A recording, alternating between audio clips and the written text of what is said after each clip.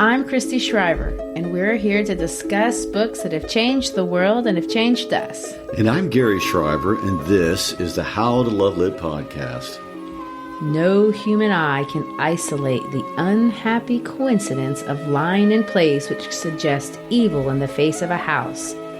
And yet, somehow, a maniac juxtaposition, a badly turned angle, some chance meeting of roof and sky, turned Hill House into a place of despair, more frightening because the face of Hill House seemed awake, with a watchfulness from the blank windows and the touch of glee in the eyebrow of a cornice.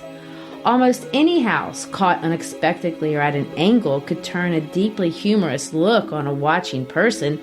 Even a mischievous little chimney or a dormer like a dimple can catch up a beholder with a sense of fellowship. But a house arrogant and hating, never off guard, can only be evil. This house, which seems somehow to have formed itself, flying together into its own powerful pattern under the hands of its builders, fitting itself into its own construction of lines and angles, reared its great head back against the sky without concession to humanity. It was a house without kindness, never meant to be lived in, not a fit place for people or for love or for hope. Exorcism cannot alter the countenance of a house. Hill House would stay as it was until it was destroyed. And that is the first paragraph of Chapter 2 of The Haunting of Hill House by Shirley Jackson. This is episode 2 as we explore this haunted space. And Christy, haunted it is. Last week we spent a lot of time talking about Shirley Jackson and her relationship with her mother. It was our argument that a lot of the terror that she creates really springs originally from the dysfunction of living with a toxic mother. We introduced the idea of reality versus illusion and the difficulty of knowing one from the other, especially in those toxic relationships. And we introduced the idea of feeling trapped and alone.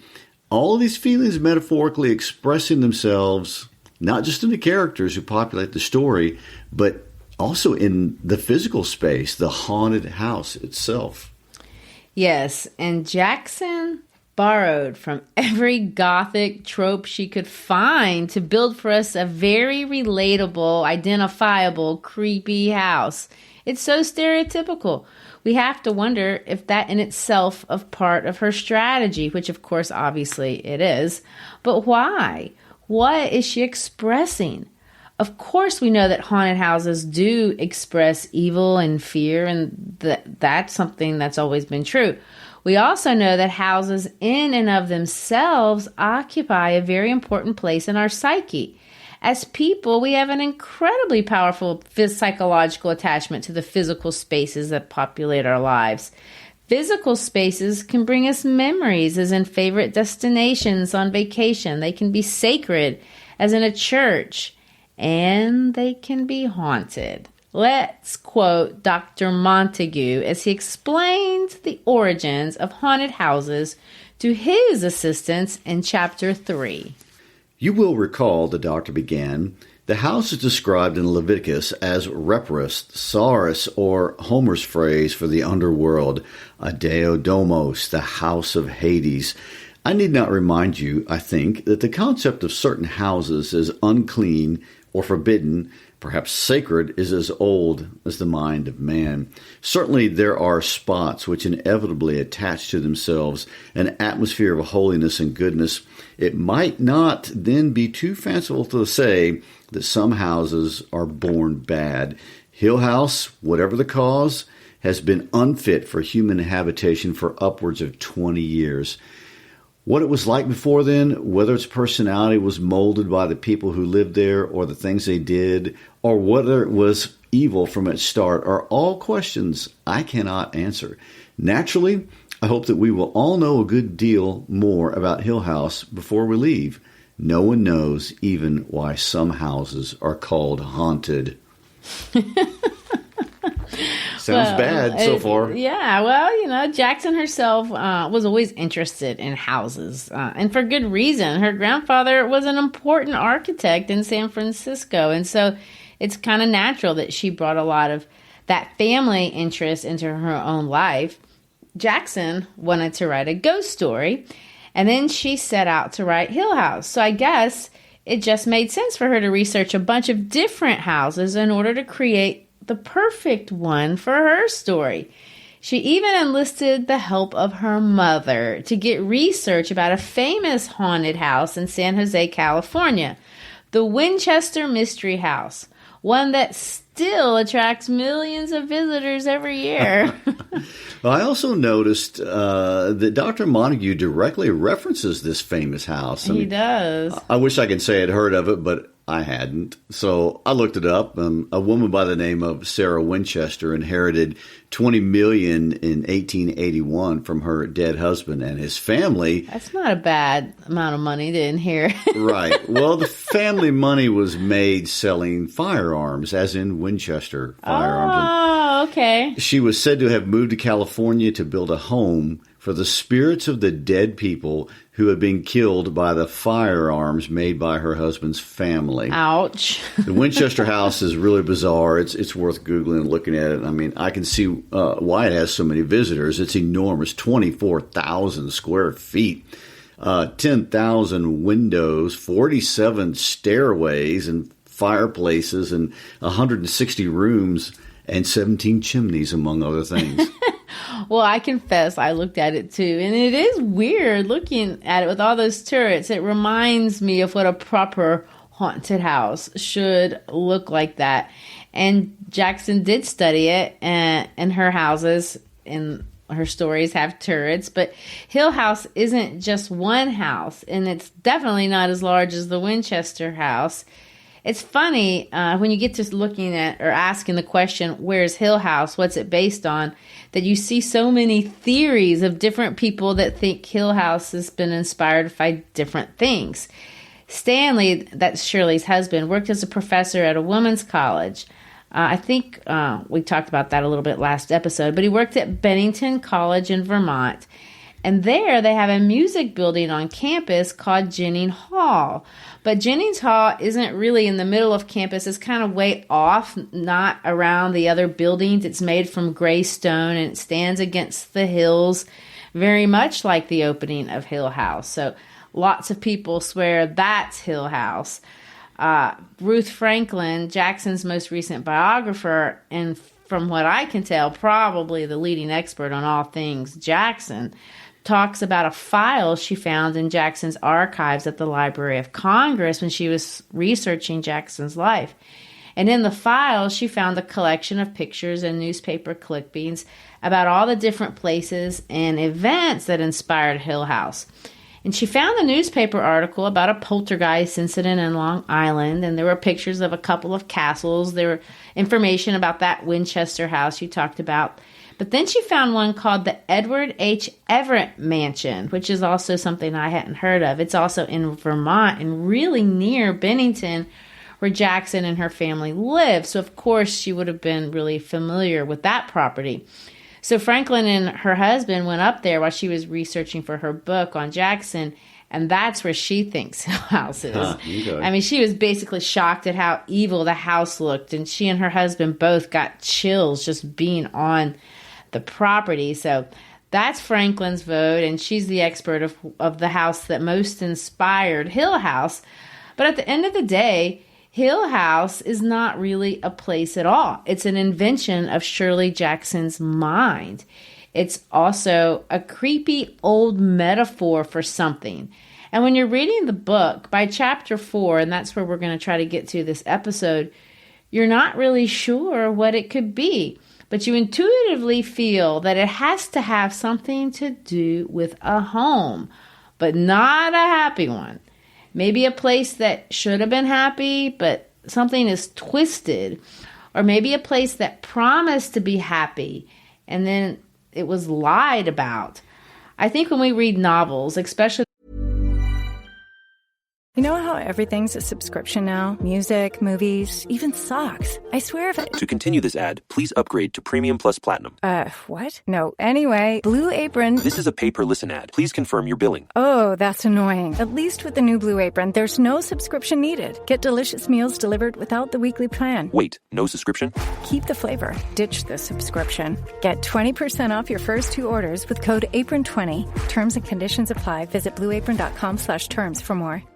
Hey friends, it's Nikayla from the podcast Side Hustle Pro. I'm always looking for ways to keep my kids entertained without screens, and the Yoto Mini has been a total lifesaver. My kids are obsessed. Yoto is a screen-free audio player where kids just pop in a card and listen. Hours of stories, music, podcasts, and more, and no screens or ads. With hundreds of options for ages 0 to 12, it's the perfect gift they'll go back to again and again. Check it out at yotoplay.com. YOTOPLAY.com. Hey, I'm Paige DeSorbo, and I'm always thinking about underwear. I'm Hannah Berner, and I'm also thinking about underwear, but I prefer full coverage. I like to call them my granny panties. Actually, I never think about underwear. That's the magic of Tommy John. Same. They're so light and so comfy, and if it's not comfortable, I'm not wearing it. And the bras, soft, supportive, and actually breathable. Yes, Lord knows the girls need to breathe. Also, I need my PJs to breathe and be buttery soft and stretchy enough for my dramatic tossing and turning at night. That's why I live in my Tommy John pajamas. Plus, they're so cute because they fit perfectly. Put yourself on to Tommy John. Upgrade your drawer with Tommy John. Save 25% for a limited time at TommyJohn.com/comfort. See site for details.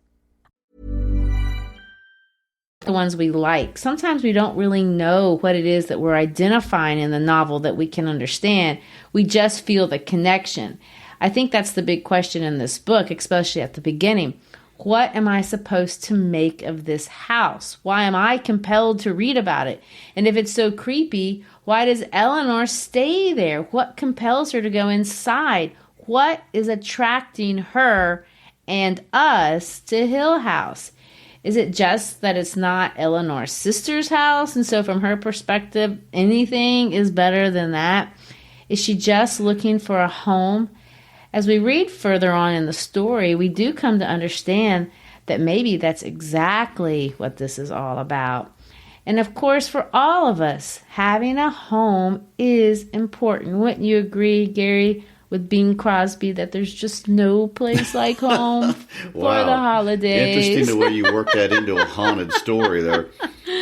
Homes and families are important. There's a lot of psychological research to support that, of course, but let's just narrow in on the idea of that physical space that we associate with our home, where we currently are living and hopefully nesting. And for many of us, if we're going to make it our home and not just a place where we sleep or maybe just eat, a home is part of our self-definition.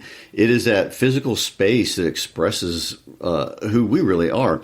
That's why decorating a home in your own way and making it beautiful to you is so important. And I think it's a great encouragement to tell people, hey, even if you're wealthy enough to hire professional decorators, you need to be involved in that process in a personal way. And most of us, however, don't have that problem, but no. We should make our home reflective of our interests and our passions and our tastes, and we should let it reflect our identity really in a positive way. And it's also true, and I quote Robert Frost here. Oh, okay. Home is the place that when you have to go there, they have to take you in. That's another very important idea. It is a place where you feel safe and you can be oriented in space and time. And it's a place where you can be vulnerable without being exploited. But that's where the dangers reside, right? If you are vulnerable, then by definition, you can be exploited. And of course, it happens. And it definitely happened to Shirley Jackson. For sure. A house to me, though, really kind of has like its own spirit to it, as strange as that sounds, especially if you've lived in the same place for a long time. In some sense, a physical space has to develop its own energy and personality. Let me tell you what I mean by that. So Gary and I got married when my oldest daughter was a junior in college. And when she entered our new house, her new home, even though we put her things in a room, put her pictures on the wall, and tried to make her feel at home, she didn't really have an opportunity to bond with that physical space. She was living at college in a house all her own. She just spent a few days a year with us. Her room at our house was nice, it was beautiful, but it just wasn't her friend yet. A full year later, we had a house fire. I was in tears. Things were burning. Thankfully, just one room truly burned if you're interested in the fire. But Anna was stoic about the whole thing. She just couldn't be sad. She told me point blank, I don't feel anything. I don't feel like this is my space. This isn't my home. And of course, this made me sad because I want her to feel at home there in our space with her sister and her stepfather. But it wasn't something I really had any power to create. There are no memories in that space for her at that time. And the only thing that would ever change that is creating memories for that space in that time. And of course, in our case, the fire was a memory for all of us. And it really is about the passing of time in a physical space and what we do with that space in that time. Living there, bringing friends there, filling up the air, the smell of food, the fireplace, sharing meals, playing games. You know, the house has to develop its own spirit. And hopefully, in our case, we want it to be a positive, well, everyone's case, a safe place, a welcoming one, and one that, you know, you can continue to develop over the years. Well, that sounds like a very positive and powerful thing. I think it is. Let's contrast it with what Shirley Jackson does with a house. Of course you're right in what you just said. That is why it's important to be intentional about that sort of thing, because just as a space can be positive, it can also be negative, as Shirley will make obvious. And just as it can have a positive effect on a person, it can have a negative effect on one as well. William Sachs, who's a professor of anthropology, says it this way: people and places where they reside engage in a continuing set of exchanges. They have determinate mutual effects upon each other because they are part of a single interactive system. So, listen to what he means. People and places engage with each other. They interact with each other and they have effects on each other. And they are part of one single interactive system. I mean, it's a very interesting way of looking at how we engage the world. It's true. It's originally a Southeastern Asian concept, but it really nails a universal truth. And it also is part of a psychological truth, which says the environment makes us and we make the environment, and the two are always interacting on each other. Well, and it's that very idea that Jackson is just taking and running wild with in her book. Physical space interacting actively with the people who occupy the space. It's the whole book. Yes. Reading here how Jackson plays around with the concept of this house is really a hyperbolized version of spaces interacting with people. And in her case, she builds an entire 80-year history of negative memories in this house. And here, crazy enough, the house is actually a villain. Although I know that's not totally obvious by the end of chapter 4, but even early on before the house spooks a single person, when we read the history of the house, we can see how much negative emotion and hurt are part of the spirit of the house. Well, for sure. And Jackson does make Hill House into a literal character in the story. This house has emotions. She tells us explicitly that this house is without kindness and has no concession to humanity. Not unlike her own mother in some sense. But she goes on to say that Hill House is not fit for love or for hope. That's literally what she says. But unlike a real house in the real world, what makes this fictional story creepy is that we're going to see that the house has agency. Or it appears to. That's a scary thought. The house does stuff. Or maybe it does stuff. That's the unanswered question. Who's doing the stuff in the house? Either way, of course, this is all the opposite sort of things that we want in our physical home. And I'm sure almost everyone would agree with that. And let's be mindful here. Shirley Jackson spent a lot of time thinking about her house. She spent a lot of time, in fact, most of her time, thinking about her home. She was, after all, first and foremost, before anything else, a homemaker. She was extremely intentional about what she invested her time in. She did a lot of cooking and neglected a lot of cleaning, opting to make her space fun and livable and full of memories, which was really kind of contrary to the popular standards and practice of her day. She, probably better than most writers of any genre at any time, knew exactly how powerful a home was and could be and how a person could frame it. Heck, she financed her entire life out of humorously discussing hers. Her house was famously vibrant, full of life, full of energy, full of visitors. Some were celebrated literary friends. Others were the gazoodles of childhood playmates. Gazoodles? Yeah, How many is that? That were continuously bouncing between the walls. I mean, she clearly knew how to make a home happy, but here in the book, she strips all of that positivity away, and we see she also knows what a house is that doesn't have kindness. So interesting. What's also interesting to me is that historically, this haunted house archetype goes back hundreds of years, well before Jackson ever came on the scene. And we all know this. I mean, who hasn't seen pictures of those gloomy castles in old Gothic stories? And we all know those houses that wreaked havoc on Victorian readers, on Scooby-Doo followers. Oh, my goodness. Yes, and Shaggy. I've read several of those to my own children over the years. And now that I think about it, all these haunted houses kind of look like Hill House. They usually have 2 stories, maybe a turret or a tower, but for sure a black cat on a porch and bats coming out of a window and a full moon somewhere behind it. Yes, and a small detail, a black cat crossed in front of us yesterday, so I hope we don't have any bad luck in the future days. Well, we didn't have any immediate bad luck. That's true. I think I've seen more than one or mailed more than one of those Halloween cards of my very own. But literary haunted houses are different than the Scooby-Doo thing. In literary fiction, authors are using these Gothic tropes, and I'm going to put Jackson, obviously, in this group, to create some sort of metaphor to flesh out something moral or psychological or universal. And this makes the inside of the house way more scarier than the outside, as creepy as those images are to me, to be honest. The house represents something inside that's scary and something that really exists, not just in the fake Gothic world, but in our world. So the question is, what about this house scares us? What are we afraid of? What are the ghosts?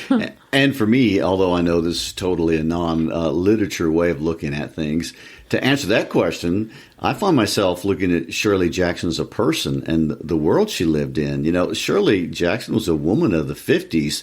She was a writer and a commentator and a deep thinker about the world. And she was a daughter, as we discussed last week, but she was also a mother herself. And the definition of motherhood in the 1950s was unique in American history because, and I talked about this a little last episode, but there was a giant shift after World War II for the American family, and especially for women. Last episode, I talked about that second wave of feminism, and Jackson, as a professional woman, may have looked at all of that. But today I want to bring up another important idea, and that is the idea of the post-war rush to the suburbs and America's cult of the family. That's a very big distinctive historically about this time period.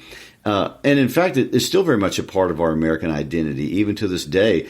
After World War II, life changed for almost everyone in a lot of positive ways, and life wasn't as hard as it had been before the war.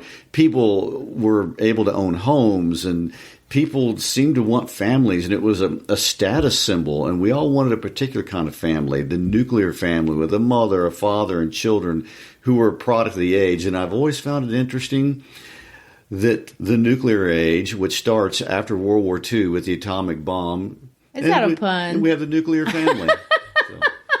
Well, that's not just an American thing. I mean, isn't that what everyone aspires to all over the world? I mean, isn't that just, humanity? Of course, but for America, in this post-World War II era, everything was changing and prospering in a new way. And so this was not actually a pipe dream. It was attainable. You mean having a house? Yes. Owning property. It was attainable in a way that had never been possible before. I mean, think about Of Mice and Men and how destitute things were during the Depression. I mean, that was all over. Now, people had time to think about things like competitive living. Before that, we all were just trying not to starve. We also had mass media that was projecting what prosperity looked like, or at least what it should look like. Advertising was in full bloom. And this kind of atomic family was the picture of happiness. Happiness. And, yes. So this social framework was on the covers of all the magazines. It was in the movies. It was in the TV shows. It was sanctioned by our churches. How good or successful we were as humans depended on how well we created this particular family. And if your family wasn't this kind of family, we might have used the word broken. I've heard that. So anyway, you came from a broken home. Now, I know this very personally because this was my reality. I was raised in what would have been called a broken home at that time period. My parents were divorced, although I'm not from the 50s, I would like to point out. But even during my childhood, this was a shameful thing for a lot of children. Something was wrong with you, some of your family, with your home. And Shirley Jackson's home wasn't physically broken at all, at least not in the way that mine was. But the appearance of perfection haunted her from the earliest memories. And I mean, her parents were in hot pursuit of that perfection and that competitive living. And as an adult, when she was homemaking, she was very aware of all those family and social dynamics at work. Almost all of her writing center around these ideas in one way or another, the fiction and nonfiction. It's just this core of who she is. Well, which brings us back to Hill House, because if you look at a home and the way you just described, a place where individuals are supposed to belong, and then we look at these characters from that perspective who are showing up at Hill House, that's not who they are. These characters are not coming from that kind of, perky 50s background. They're all broken if we play, close attention. Eleanor doesn't have a father, and now she doesn't have a mother. Theo is very vague about her entire identity, even about who she lives with. Shirley is very careful to make nondescript if her roommate is even a man or a woman. The only thing she lets out about Theo in the introductory comments is that she spends her vacations alone at boarding school. So that's kind of dark. It is. And then when you get to Luke, he's going to claim, of course this is later on, that he doesn't have a mother. So I guess none of them really have a place to go for the holidays, to use, Bing Crosby again. When they get to Hill House, although the house itself is creepy, they seem happy to have found each other. The lure of having what this house may be offering is greater than the risk of what could be scary about it being haunted. The girls even wear bright colors to brighten up the dreary home. They run outside. The house is in a valley and kind of covered up. But they also claim it's a place for picnics, and that's something happy families do. And of course, we'll see at the end that there's a parody of this picnic that's going to haunt those girls. But in the beginning, Eleanor and Theo, by the end of this chapter, they're claiming to be cousins. And then the last sentence of chapter 2 is this: would you let them separate us now that we've found out we're cousins?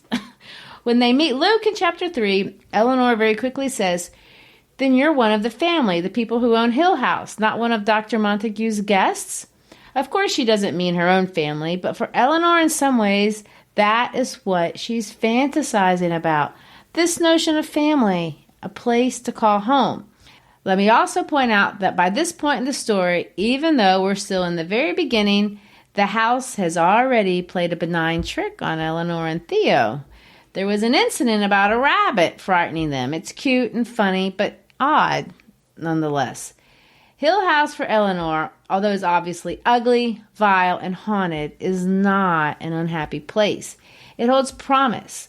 When they come in and meet Dr. Montague, he pours drinks for everyone, and Eleanor comments, everything's so strange. I mean, this morning I was wondering what Hill House would be like, and now I can't believe that it's real and we're here. She struggles to believe it, but as she sits with the other three, and the thought she has is this, and I quote, I am the fourth person in this room. I am one of them. I belong. Wow, that's powerful. And of course, all of the conversation between the four of them is fun-loving, and they make jokes about what they do in the other world, and almost all of it is nonsense. It really is. It's fun, though. Eleanor talks about being the talk of cafes. Luke says he is a bullfighter, and Theo claims to be clad in silk and gold. And notice that Dr. Montague assumes the role of a traditional father figure. He calls them children and he tells them stories. Let's read that part. They all sit around and he tells the story of Hill House. Let us have a little more brandy, the doctor said, and I will tell you the story of Hill House. He returned to his classroom position before the fireplace and began slowly, as one giving an account of kings long dead and wars long done with. His voice was carefully unemotional. Hill House was built 80-odd years ago, he began. It was built as a home for his family by a man named Hugh Crane, a country home where he hoped to see his children and grandchildren live in comfortable luxury and where he fully expected to end his days in quiet. Unfortunately, Hill House was a sad house almost from the beginning. Hugh Crane's young wife died minutes before she first was to set eyes on the house, when the carriage bringing her here overturned in the driveway, and the lady was brought, lifeless, I believe is the phrase they used, into the home her husband had built for her. He was a sad and bitter man, Hugh Crane, left with 2 small daughters to bring up, but he did not leave Hull House. Children grew up here? Eleanor asked incredulously. The doctor smiled. The house is dry, as I said. There were no swamps to bring them fevers. The country air was thought to be beneficial to them, and the house itself was regarded as luxurious. I have no doubt that 2 small children could play here, lonely perhaps, but not unhappy. Well, I hope they went wading in the brook, Theodora said. She stared deeply into the fire. Poor little things. I hope someone let them run in that meadow and pick wildflowers. Their father married again, the doctor went on. Twice more, as a matter of fact. He seems to have been unlucky in his wives. The second Mrs. Crane died of a fall, although I have been unable to ascertain how or why. Her death seems to have been as tragically unexpected as her predecessors. The third Mrs. Crane died of what they used to call consumption somewhere in Europe. There is somewhere in the library a collection of postcards sent to the 2 little girls left behind in Hill House from their father and their stepmother traveling from one health resort to another. The little girls were left here with their governess until their stepmother's death. After that, Hugh Crane declared his intention of closing Hill House and remaining abroad, and his daughters were sent to live with a cousin of their mother's, and there they remained until they were grown up. I hope Mama's cousin was a little jollier than old Hugh, Theodora said, still staring darkly into the fire. It's not nice to think of children growing up like mushrooms in the dark. They felt very differently, the doctor said. The 2 sisters spent the rest of their lives quarreling over Hill House. After all his high hopes of a dynasty centered here, Hugh Crane died somewhere in Europe shortly after his wife, and Hill House was left jointly to the 2 sisters, who must have been quite young ladies by then. The older sister had, at any rate, made her debut into society. My goodness, first of all, don't marry that guy. It's a death sentence. But it's a creepy story, and the Crane family is definitely a miserable group of people. But getting to the current moment, if Mr. Montague is the father figure, Luke, Theo, and Eleanor are the kids, then in some sense, the house has to be the mother. Who else is there?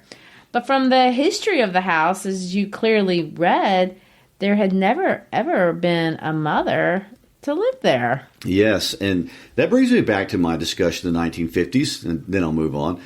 Before the 50s, life in the United States was more difficult, and many people were struggling to exist, mostly fighting Mother Nature on a farm or a ranch somewhere.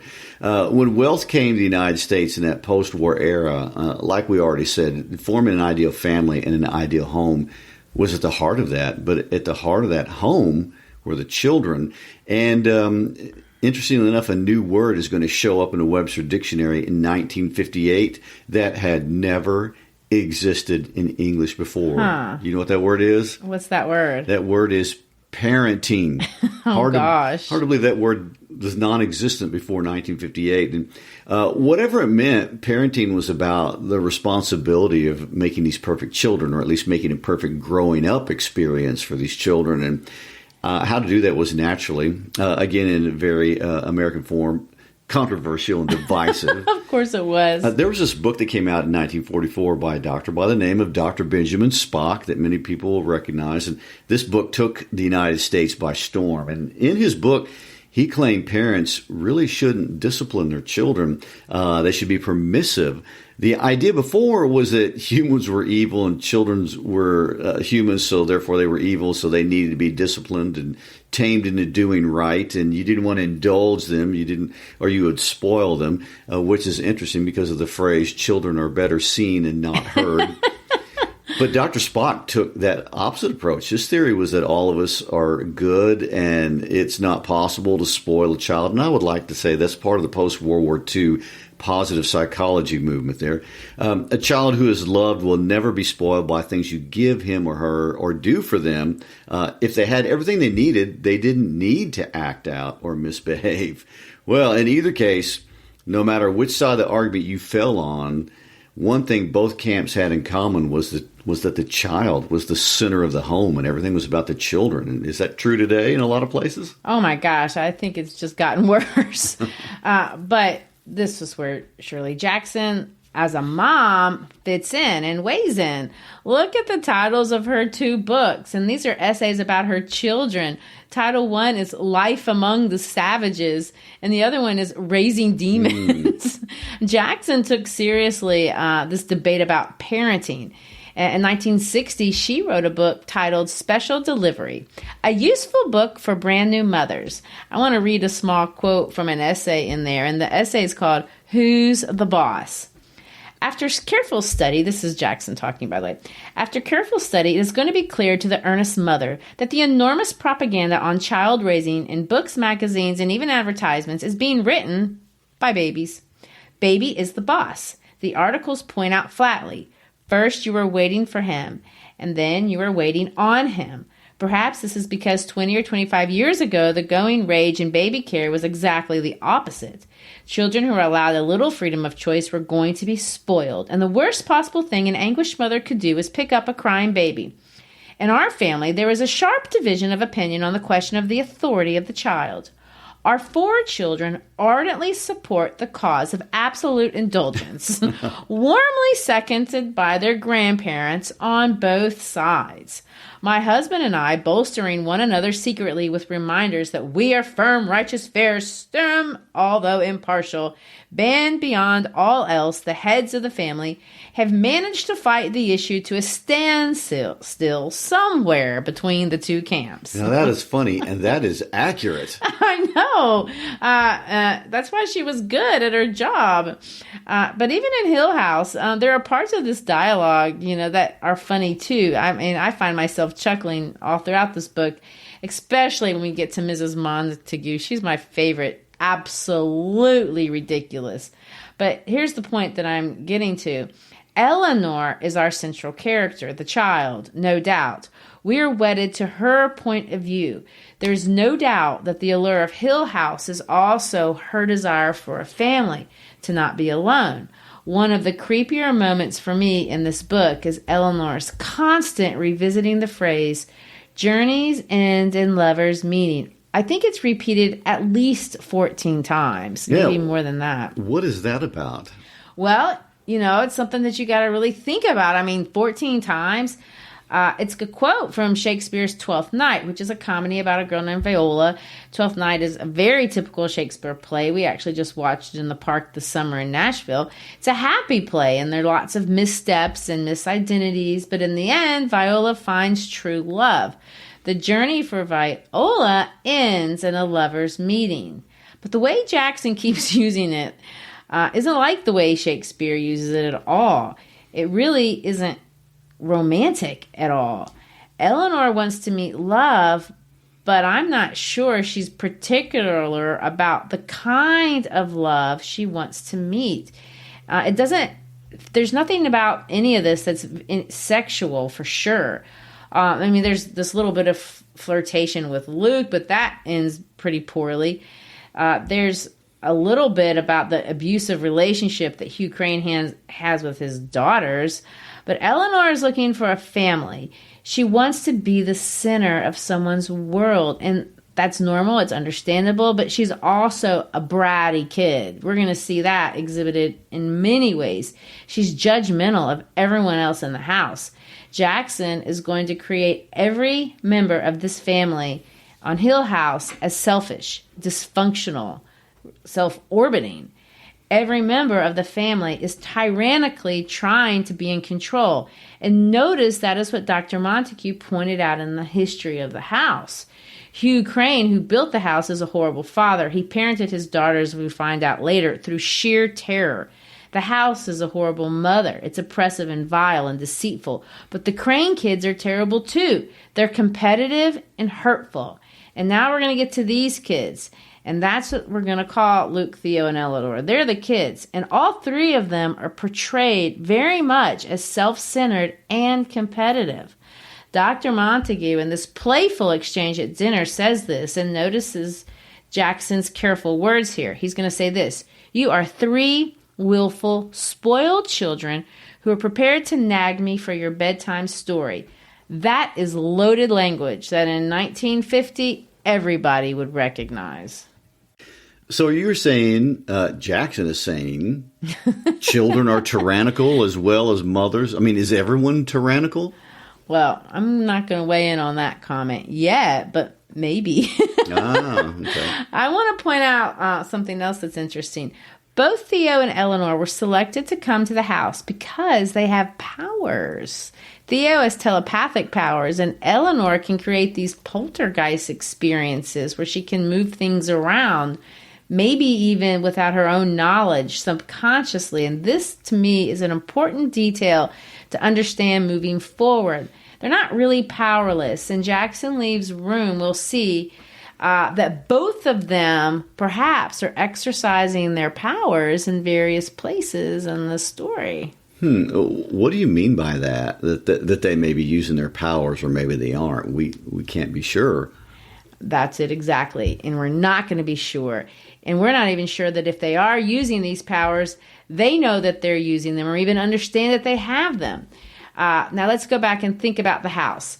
As the story sets itself up in the exposition, four very different people have moved into the house. The only thing they have in common is that they have some sort of brokenness in their background. Even Dr. Montague, as we're going to find out later, has this hideous wife. But they're all willing to move into a house that's supposedly haunted. How and by whom, they don't know. And what are they going to do? Of course, this question comes up in their evening together, their first bonding experience, sharing food and drink. Dr. Montague confesses that he has no idea what will happen to him or them, but they're going to take notes of what happens. And then they drink brandy. And Jackson makes a point of this, and Luke points it out. They're drinking the spirit. Pardon the pun. Before they go to bed that first night, Theo and Eleanor share their stories of where they come from. Let's just read that short little part. "You're funny," Theodora said and touched Eleanor's cheek with her finger. "There are lines by my eyes," Eleanor thought, and turned her face away from the fire. "Tell me where you live," Theodora said. Eleanor thought, looking down at her hands, which were badly shaped. "We could have afforded a laundress," she thought. "It wasn't fair. My hands are awful. I have a little place of my own," she said slowly. "An apartment like yours, only I live alone. Smaller than yours. I'm sure I'm still furnishing it, buying one thing at a time, to make sure I get everything absolutely right. White curtains. I had to look for weeks before I found my little stone lions on each corner of the mantel. And I have a white cat and my books and records and pictures. Everything has to be exactly the way I want it, because there's only me to use it. Once I had a blue cup with stars painted on the inside. When you look down into a cup of tea, it was full of stars. I want a cup like that."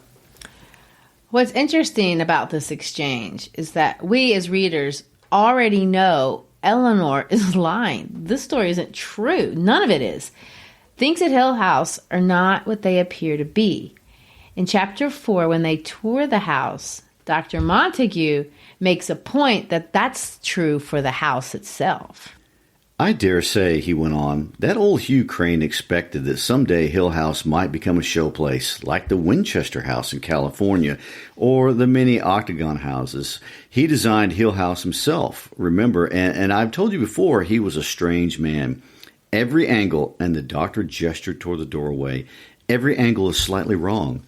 Hugh Crane must have detested other people and their sensible, squared-away houses because he made his house to suit his mind. Angles which you assume are the right angles you are accustomed to and have every right to expect are true are actually a fraction of a degree off in one direction or another. I'm sure, for instance, that you believe that the stairs you are sitting on are level because you are not prepared for stairs which are not level. They moved uneasily, and Theodora put out a quick hand to take hold of the balustrade as though she felt she might be falling. Are actually on a very slight slant toward the central shaft. The doorways are a very little bit off-center, and that may be, by the way, the reason the doors swing shut unless they are held. I wondered this morning whether the approaching footsteps of you two ladies upset the delicate balance of the doors. Of course, the result of all these tiny aberrations of measurement adds up to a fairly large distortion in the house as a whole. Theodora cannot see the tower from her bedroom window because the tower actually stands at the corner of the house. From Theodora's bedroom window, it is completely invisible, although from here it seems to be directly outside her room. The window of Theodora's room is actually 15 feet to the left of where we are now. Well, he's describing the house, and what you're supposed to walk away with is that the house is off. You can't see it at first, but it's off center. There's a fairly large distortion because so much is off. There's also this marble statue of Mr. Crane. That veranda's crooked. There's a cold spot in front of the nursery that ironically is in the middle of the house. And then the chapter ends with noises. And this is the first really scary part in the book. Eleanor apparently wakes up with someone calling her. She thinks it's her mother at first, but then she realizes she's at Hill House. When she goes into Theo's room, because I guess she's frightened, Theo is scared out of her mind because she's heard someone knocking. Plus, it's terribly cold. The noise gets louder until Eleanor shouts wildly, "Go away! Go away!" The door trembles and shakes against the hinges, and ultimately they hear a little giggle and a whisper and a laugh, and all that happens before the doctor and Luke can get to them. Giggles, that's scary. I mean, it really is. That's all creepy and very definitely the stuff scary movies are made of. Yes, and then look at the end with Dr. Montague's last observations after the girls go through what has happened to them. First, he said, Luke and I were awakened earlier than you ladies. Clearly, we have been up and about, outside and in, for better than 2 hours, led on what you perhaps might allow me to call a wild goose chase. Second, neither of us, and he glanced inquiringly at Luke as he spoke, heard any sound up here until your voices began. It was perfectly quiet. That is, the sound which hammered on your door was not audible to us. When we gave up our vigil and decided to come upstairs, we apparently drove away whatever was waiting outside your door. Now, as we sit here all together, all is quiet. I still don't see what you mean, Theodora said, frowning. We must take precautions, he said. Against what? How? When Luke and I are called outside and you two are kept imprisoned inside, doesn't it begin to seem, and his voice was very quiet, doesn't it begin to seem that the intention is somehow to separate us? Whatever is pressuring the house is pressuring this little makeshift family to break up. But then again, no one ever knows what forces are at work in any family dynamic, do we? I mean, what kind of subversive forces are at work in a house, in a home, and in a home that is haunted? Well, good point, Jackson. I guess we often, ever do.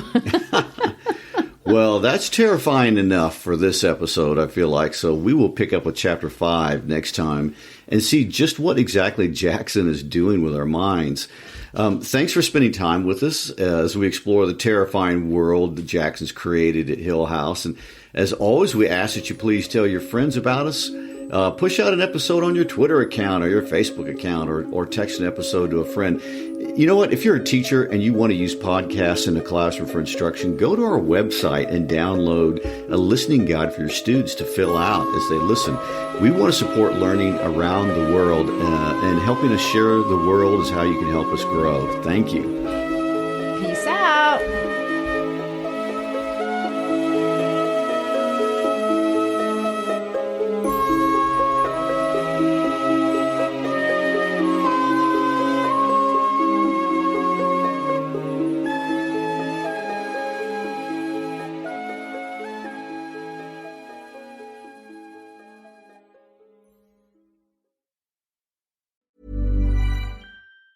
Hey friends, it's Nikayla from the podcast Side Hustle Pro.